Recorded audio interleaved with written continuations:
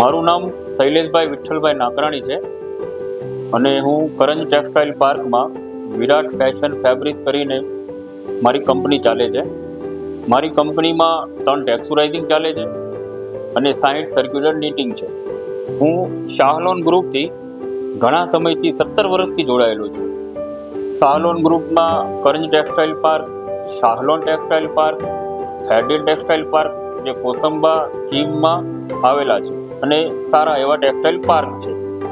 બાકી જે કરંજ ટેક્સટાઇલ પાર્કમાં 20 MLDનો જે CETP પ્લાન્ટ બને છે તેના કારણે આ વિસ્તારમાં રોજગારી, પ્રદૂષણનો ઘણો ફાયદો થાય છે અને પાર્કમાં ઇલેક્ટ્રિસિટી, મેન્ટેનન્સ, સર્વિસ એ બધું જ ટાઈમ ટુ ટાઈમ થાય છે.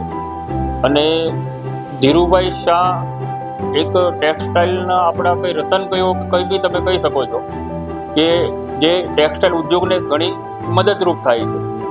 બાકી આ વિસ્તારમાં CETP પ્લાન્ટ આવતા પ્રદૂષણનું બી ઘણું કંટ્રોલ થશે, નવી ઇન્ડસ્ટ્રી ડેવલપ થશે, નવી રોજગારી મળશે અને આજુબાજુના જે ગરીબ વિસ્તારો, જે ગામડાઓ છે તે લોકોને રોજગારી અને સારું જીવન ધોરણ મળી શકે.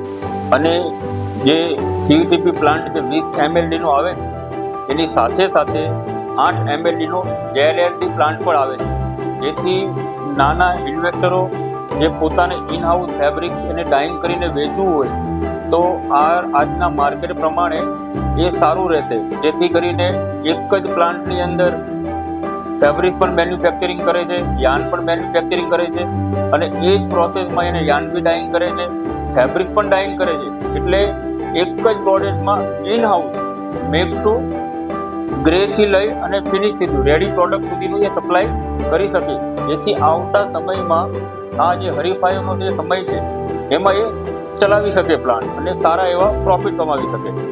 અને જે CETP પ્લાન્ટ છે એ કરંજ ટેક્સટાઇલ પાર્ક જે હાઈવેથી, સ્ટેટ હાઈવેથી 1 કિલોમીટર છે, નેશનલ હાઈવેથી 6 કિલોમીટર છે અને મુંબઈ દિલ્હી જે એક્સપ્રેસ હાઈવે છે ત્યાંથી 1.25 કિલોમીટર છે.